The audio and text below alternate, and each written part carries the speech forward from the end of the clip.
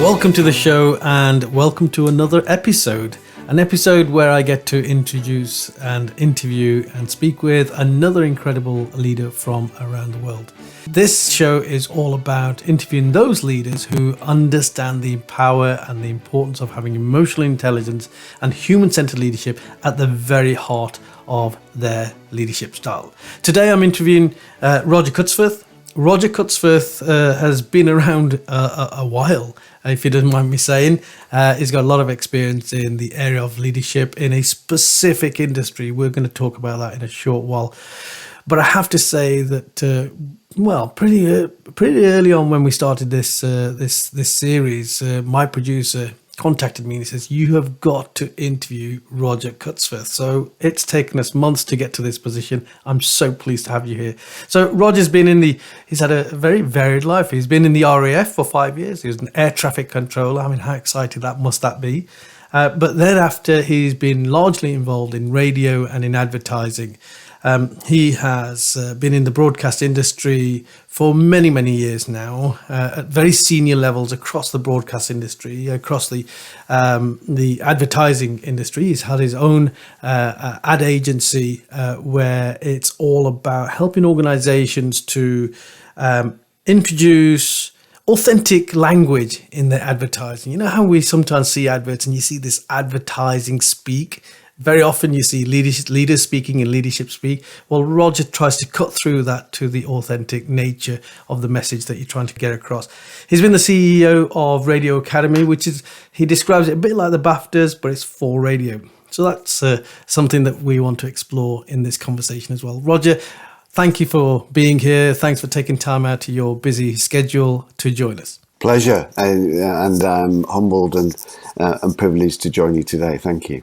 Well, Roger, it's taken us a long while to get you here, and I've just read through all the things that you've done. I really don't know where to start with half of this. But listen, the advertising world, there must be, because of the nature of what advertising is all about, I think there must be a challenge of how to get the authenticity out, both in language and the messaging. How do you cut through that? Because advertising by its very nature is about showcasing, isn't it? It is. And far too often when you're speaking with clients, with advertisers, they are focused on their business and how they want that to sound and what it is they see as their strengths and to be able to convey what their compelling proposition is to consumers. Yeah.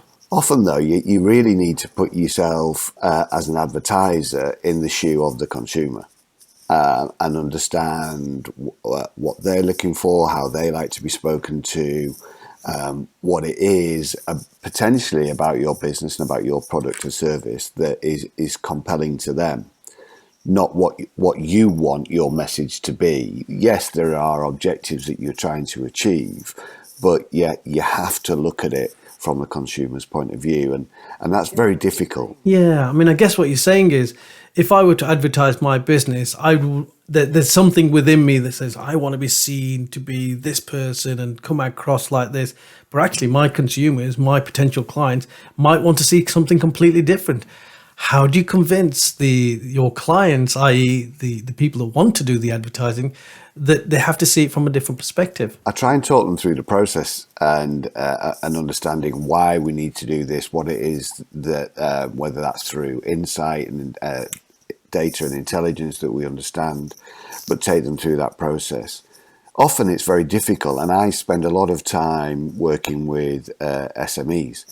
And you'll know from your experience that there's a certain kind of mentality with a lot of entrepreneurs that want to be able to do things their way, and their passion and their, dare I say, ego is something that's difficult to keep in check at times, because they're so passionate about what they do and how they want to be perceived and how they talk about it, that they're just fixated on how do I get my message across, as opposed to how is this going to be perceived and will this work. And it's difficult because dealing with people like that, I suppose that goes back to how do you deal with people in normal everyday life, in leadership, in business, etc. And it's trying to take them through that journey and explain it in a logical way. It doesn't always work. And ultimately, sometimes they'll say, well, it's my money and this is what I want to do. And you can only give the best advice. And I think you've just touched upon something there, Roger, that we're living in this incredibly changing world, aren't we? That there's more entrepreneurs now than there have ever been.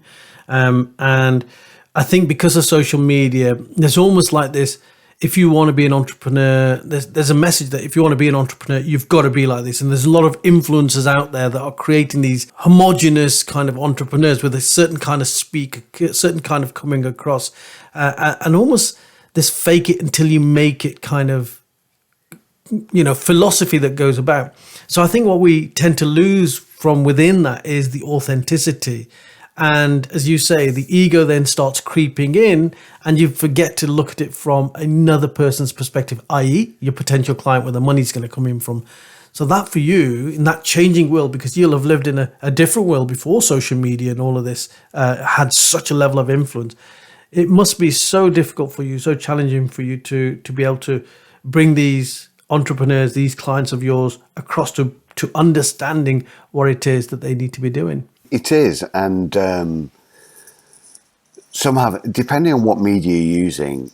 Majority of my work is in audio, whether that be in podcast advertising, radio advertising, through streaming platforms or whatever. Yeah, and so it's a spoken word, so it's very linear in how we're trying to engage with people. And the first thing, as an example, is when people are listening to a radio show, to your podcast, whatever, they're normally doing something else.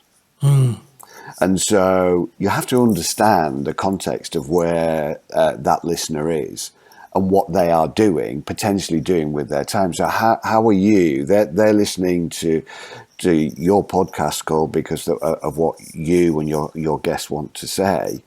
They don't necessarily want to be interrupted by some commercial. Yeah. That's an intrusion.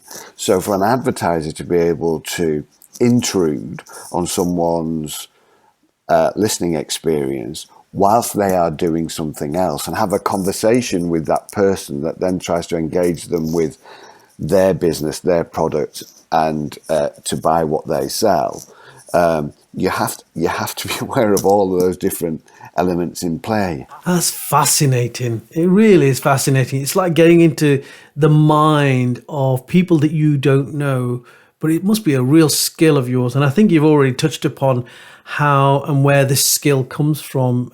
You talked about leadership. In this world of advertising and radio that you've been involved in, which is not like a real world scenario, it's like a different alternative universe that you existed in.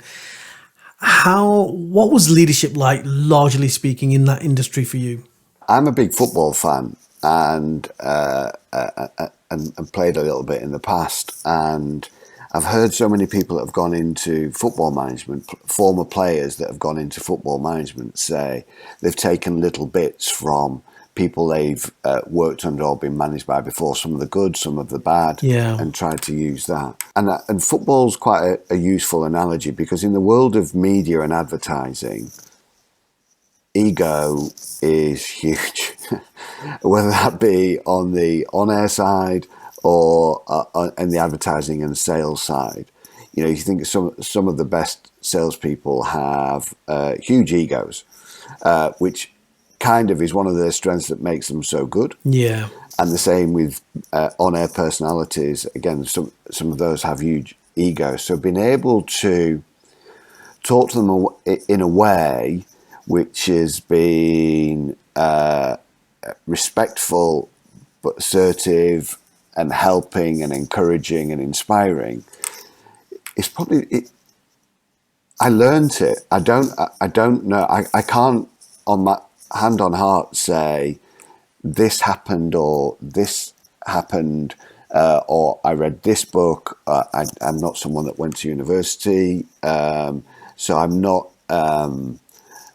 I've not learned that way. It's been purely through how to deal with people. And I think in sales, because you deal with so many different people, And ultimately, it's a conversation. When you have a conversation with a prospect, and then you're taking them on a journey to hopefully for them to buy you and your product, you learn how to take that people to your way of thinking. And I think that kind of helped me. I wasn't the best salesperson by any way, but the psychology of it all fascinated me.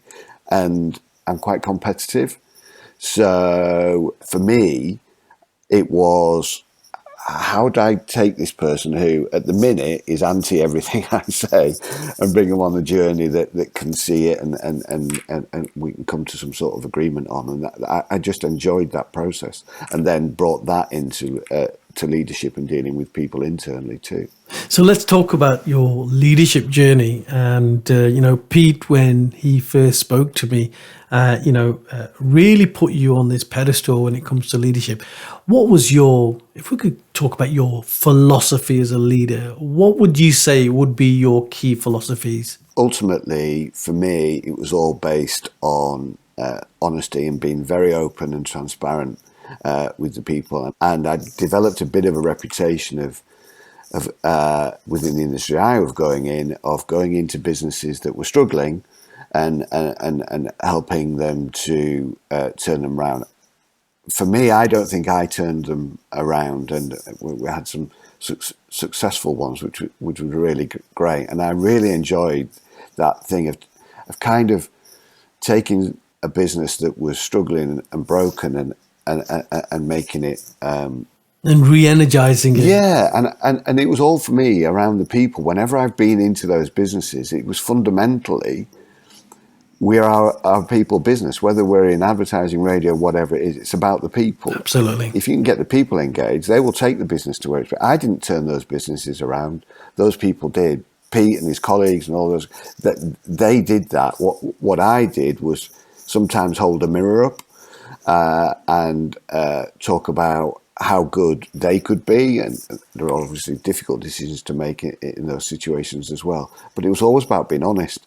And when I was honest with people and open with people, they bought into that. It's amazing how many people I interview on this program where clearly for them, emotional intelligence and connecting with people and building relationships and communicating with transparency, honesty, and building trust is so important. And yet they all end up then saying, and do you know what? I was always the person that was asked to go into a department that was failing, to fix that department, to go into, and you've just said, to go into businesses that are struggling, to help rejuvenate and rebuild those businesses. And the same for me, in the police service, I was often moved around. I was probably the most moved around senior leader in the service, and put into brand new departments or departments that were struggling. So it's almost like those powers that be understand that you get the job done.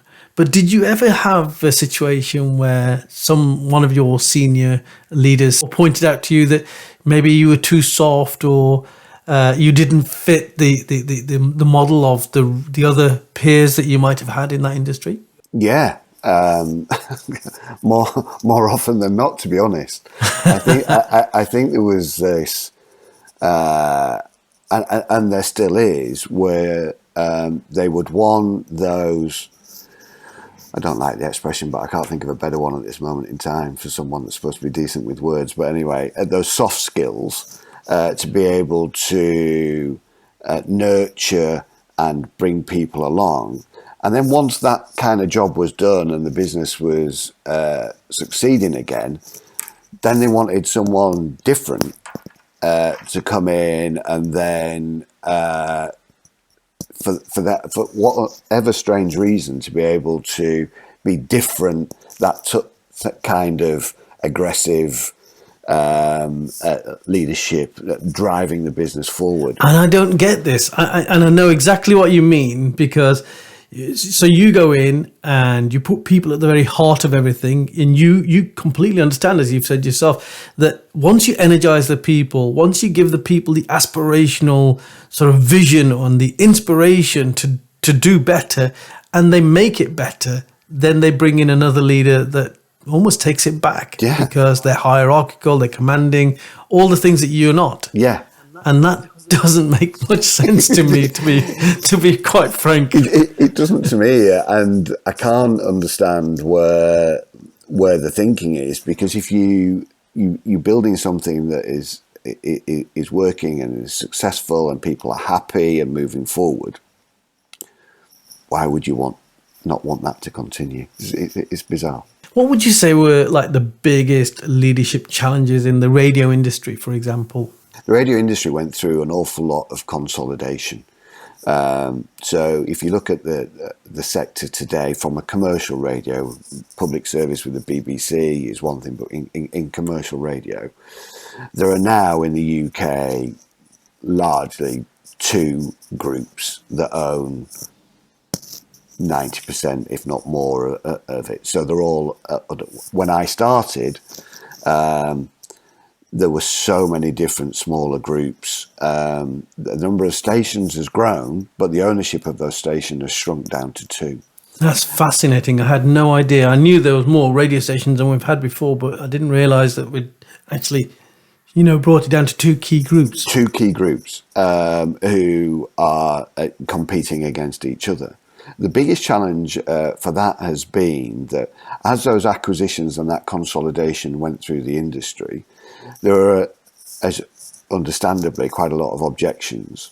So two of the biggest ones that I'd been involved with were Global Radio and with Bauer, who were the two operators. At various stages with them, they acquired businesses that were then subject to monopolies and mergers commissions investigations. And indeed, when I was working with Pete, your producer, we were in the middle of one of those investigations anyway. So the businesses had to operate separately, even though they were owned by the same group. And those, I think the first one investigation was 2 years. And the second one at Bauer was about 18 months. So you have people in the business at that time that have been taken over. They're working in a situation where they don't know if they're going to have a job at the end of that investigation period. And so the biggest challenge has been, how do you turn a business around that's struggling? How do you motivate and inspire a team of people who frankly are thinking, I don't know if I'll have a job? For them, when it's an industry like radio, particularly where you it's all show and go, then that inspiration, that enthusiasm, that desire, that passion needs to come across to be successful. So trying to get them to do that in a very challenging economic climate was difficult. I know of the kind of scenarios that you're talking about, and some of my greatest leadership challenges when it comes to people were those periods where people didn't know they'd got a job. I remember, when we had the financial crisis in 2008, and I was taking over departments where I was being told, well, you need to cut £1 million out of your budget, and the only way that you're really going to do that in public service is you'll have a bit of sort of efficiency savings by streamlining processes, but largely it's going to be through people, because that's 80% of your budget.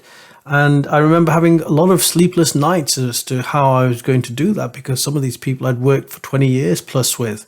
And how do you motivate people? How do you keep people on track? How do you continue to perform in that environment? What were the things that you did to keep people on track? I myself focused because I was the same really in a lot of situations. I didn't know what my future would be in any of these at the end of it, which was, and the focus was, and I know it's a bit of a cliche, etc., but you can only control what you can control. True. And therefore, whatever's going to happen, none of us know what's going to happen tomorrow, 2 months. So actually, the fact that you're in a period where at the end of it, you could lose your job or the business could change so dramatically that it's not something for you anymore. That's a way down the track, and none of us can predict the future anyway. So you know, okay, so potentially we know that's coming. In the meantime, we're lucky to be in an industry which it's not like a proper job sometimes. It's great fun. And so it's about, well, let's do some great things. While we're working together, let's do some great things and get enjoyment out what we're doing. And whatever happens tomorrow. But let's just make today a great experience. Yeah, I remember once when I was a young inspector and I was asked to take over this police station. But before I got there, they said, well, you need to know that this police station is closing down in the next 6 months. So your job really is to make sure that they still continue to provide the service that they need to provide to their local community, but also we want you to start closing it down. Need you to start shutting it down. And I was like, how on earth do you do this? And I remember walking into this police station, Roger, and it had been around for a long time. It was one of the nicer police stations in a nicer area. And people that worked there tended to have worked there for 20 years. You know, they'd been there a long time. Everybody, bar none, was fed up. Their heads were bowed, and you know, everyone was just walking around with this dark energy over them. I remember thinking to myself, how on earth do I turn this around? But you were right. I sat down with them and said, hey, listen, we can't control everything, but what we can control is what we choose to do. And at the end of the day, we need to be able to sleep at night knowing that we've done a good job for our communities. And based on that simple message, we were able to galvanize as a group. And we almost got this sort of solidarity mindset that, right, we're going to be the best performing police station in the next 3 months, just to show them that they've got this decision wrong, you know. And that really inspired. And it was a great place to work for those 6 months because everybody felt that they were part of something special. And I guess that's something that you might have done. Absolutely. And I think it was, I mean, ironically, two of those businesses I was working at the time that I'm talking about were multi-award winning businesses during that period. They haven't been before or since, but during that period of real uncertainty around their futures was when they produced some of their best work. I think some organisations get it so wrong in so many ways. I remember in the police service when we were going through all of these like incredible measures of making savings, and for several years we had these sliding scales of economy savings and people losing their jobs and people have been made redundant, all of this kind of stuff. We were closing down canteens to make a bit more savings. We were reducing the quality of the coffee in the coffee machine so it didn't taste very nice at all. All of these little measures, these little simple things were chipping away, I thought, at the morale of the people. They might have saved a few £100 there, or maybe even £1,000 or so over there. But actually the damage that it was creating in terms of the psyche of the people was incredible. And at the same time, we were investing more and more in the discipline department. You know, it was called the professional standards department. We were investing more in the professional standards department because we wanted to protect the organization from corruption, etc. But I just felt that maybe we were putting too much effort into that. People were looking over their left shoulder, seeing if they've still got a job, and over their right shoulder to see if they were being, investigated for some innocent mistake that they might have made way back when. And it just led to this incredible culture for a couple of years, just before I left, this incredible culture where people, I would literally see people walking around headquarters with their heads bowed down and not talking to each other. Whereas only a few years before that, everybody used to talk. They'd meet up in the canteen, they'd be talking in the corridors, but less and less of that was happening just before I left. So I felt that to be very sad, and I don't think that was necessary. No, and picking up on something you said there as well, which is so important, and ultimately why I kind of left working for the radio groups and changed my career path, was that people stopped talking, and we're in a business of talking, for either on air, talking to our listeners, or in advertising, talking to the consumer. It's all about talking. People stop talking, and there's some great software initiatives, CRM systems that come into play. But now, those CRM systems, those internal processes have become like internal policemen, if you like, on people within the business. So people that feel they can breathe and they don't talk anymore. And I got to the point where I felt I was just looking at a computer screen and looking at spreadsheets and dashboards of people's performances. And with remote working, that was exacerbated even further, is that you were struggling to have conversations with one another where you could sit down for a coffee or just pop and see someone in the office or arrange to meet them at somewhere and just have a chat on a human level. How are you? What's the... And that has gone in a lot of those situations, and that's a root cause of a lot of problems from my perspective. It feeds into, Roger, I think it feeds into something that I've done quite a bit of research on. There's a chap out there called Dr. Carl Albrecht, and he talks about the fears that we have as a human race. And he says, look, there's 5 supreme fears that we all have. We all have a fear of dying, a fear of extinction, he calls it, a fear of being hurt. We have a fear of loss of autonomy, i.e. loss of freedom. We have a fear of being rejected by other people. We have a fear of our ego being hurt. And you've already mentioned the ego. And I think this one that we're talking about here feeds into that fear of loss of autonomy, where you lose control over how you can conduct yourself in the workplace, how you can carry out the work, how you develop the relationships. The moment you get micromanaging in place, the moment you create a culture whereby everyone feels that they're under scrutiny or being investigated, or that they might lose their job through redundancy, we have to understand that is feeding into this loss of freedom. People feel that they are no longer in control over their day-to-day activities or even their destiny. When that starts happening, there should be another trigger going off in our minds as leaders to say, how do we counteract this? If we have got, if this is beyond our control, i.e. Some kind of enforced efficiency saving that we have to make, how do we counteract that? How do we create, knowing that this is the impact it's going to have on the culture, what else can we do to keep our people buoyant, to keep our people focused, to keep our people productive and as happy as they can be? And I genuinely believe that you can create this sense of freedom again, where you create the parameters, you say, look, these are the parameters, we're stuck in those parameters, can't do anything about that. But within that, we're going to give you professional judgment. We're going to give you freedom to do it the best way that you think that we can do it. Yeah, and I think when that comes to me back to honesty and being open with people. So another expression that I hate, and people come on, and it's trotted out by businesses and head offices and which is business as usual. Well, it isn't. Not by no means. And so I would. No. That's not something I could stand up in front of a group of people and say, listen, guys, when all this is going on, it's business as usual, let's just crack on. That just doesn't wash for me, and it's not something that I ever felt comfortable being able to say.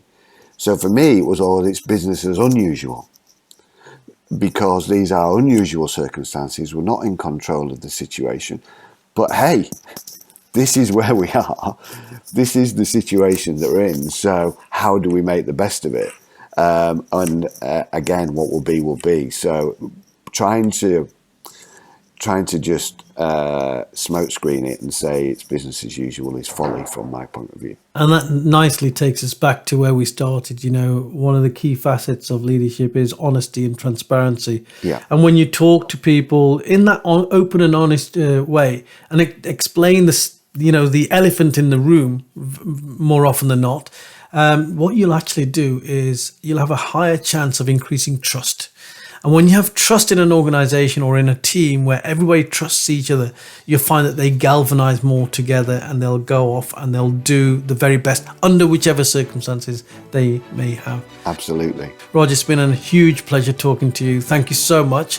I've loved the insights into the world of advertising and how you have to develop relationships to overcome people's egos to get them to think and understand exactly what they need. Thank you so much. It's been a pleasure. Thank you so much. Cheers, Kul.